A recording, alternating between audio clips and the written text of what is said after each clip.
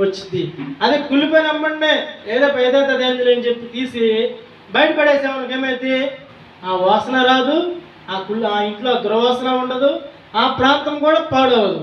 అవునా? అదేవిధంగానే ప్రియులారా, ఈ యొక్క మధ్యాహ్న కాల సమయంలో దేవుడు చెబుతున్న మాట ఏంటంటే, నువ్వు త్రొట్టిల్లో పడిపోయావు, ఓకే, తిరిగి లేపడానికి నేను సిద్ధంగానే ఉన్నా.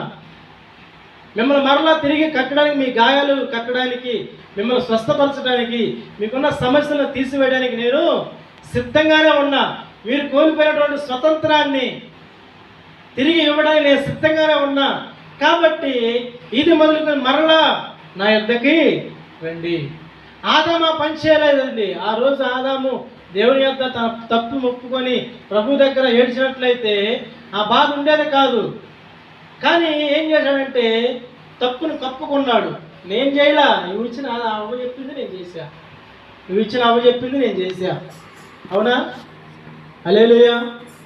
అదేంటి అవ్వ చెప్పినప్పుడు నువ్వు చేయటం ఏంది? అసలు నేను నియమించింది అవ్వ మీద నేను అధికారిగా కదా. ఇంకొక ఆలోచన చేయాలి. అవ్వ చెబుతూ నువ్వు చేయటం ఏంటి? నీ మాట అవ్వనాలా, అవ్వ మాట నువ్వు వినాలా?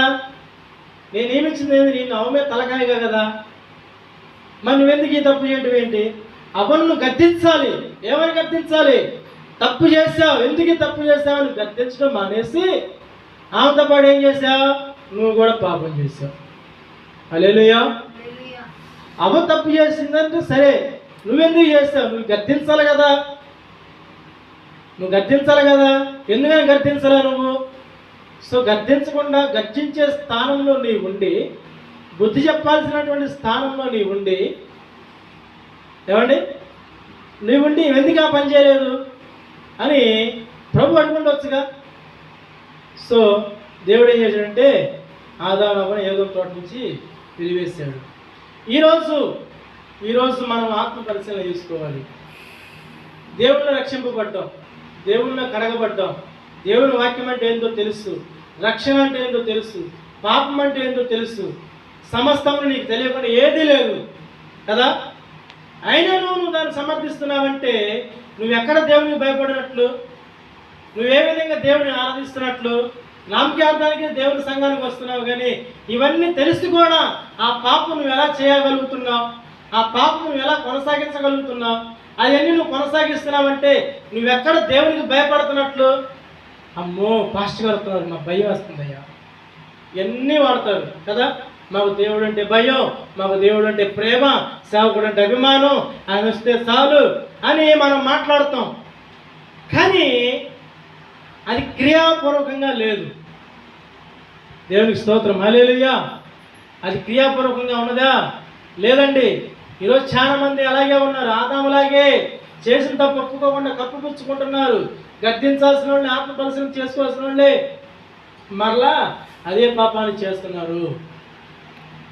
కాబట్టి ప్రియులారా, దేవుని లేఖను సెలవిస్తున్న ద్వితీయోపదేశ కాండంలో 28వ అధ్యాయం 14 వచనంలో మనం చూసినట్లయితే, ద్వితీయోపదేశ కాండము 28వ అధ్యాయం 14 వచనంలో మనం చూసినట్లయితే, నీ దేవుడైన యెహోవా మాటకు మీరు లోబడి ఆయన ఆజ్ఞలను మీరు గైకొని ఆయన నియమాలను, ఆయన శాసనాలను, ఆయన చెప్పేటువంటి ఆజ్ఞలను మీ హృదయంలో భద్రపరుచుకొని పాటించిన ఎడల మరలా మిమ్మల్ని తలగా ఉంచుతానే కానీ తోకగా ఉంచను.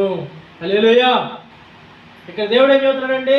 నువ్వు మరలా నీ పాపాలు ఒప్పుకొని నువ్వు చేసిన అతిక్రమాలు విడిచిపెట్టినట్లయితే, దేవుడు చెప్పిన ఆజ్ఞను గైకొన్నట్లయితే, అనేక మాటలు నీ హృదయంలో పదిలపరుచుకున్నట్లయితే, దేవుడు నిన్నేమన్నాడు? మరలా నిన్ను తలగా మారుస్తాను, మరలా నీ స్వతంత్రాన్ని నీకు ఇస్తాను, మరలా నీ విజయాన్ని నీకు కలిగజేస్తాను,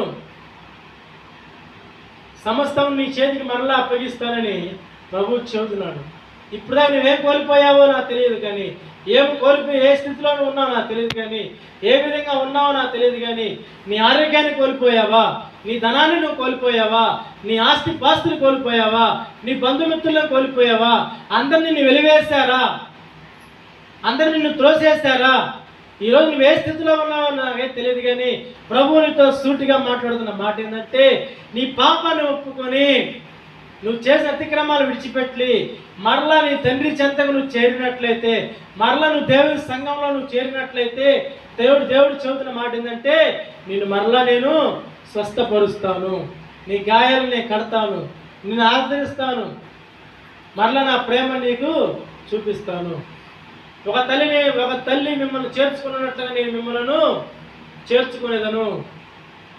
ఒక తల్లి మిమ్మల్ని ఎలాగైతే చేర్చుకుంటుందో, ఇప్పుడు తల్లి ఉందండి, తల్లి ఏం చేస్తుందండి, బిడ్డలు ఎన్ని తప్పులు చేసినా, ఎన్ని తప్పులు పొరపాట్లు చేసినా, ఇంట్లో ఎన్ని దూల పనులు చేసినా, పిల్లలు ఉంటారు కదా, పిల్లలు ఏం చేస్తారు, ఒకసారి కొన్ని దూల పనులు చేస్తారు, చిన్నపిల్లల పనులు చేసినప్పుడు ఆ తల్లి ఏం చేసిద్ది, గద్దించిద్ది, కొట్టిద్ది, తర్వాత ఏం చేసిద్ది, పుస్తకించిద్ది. హల్లెలూయా, హల్లెలూయా.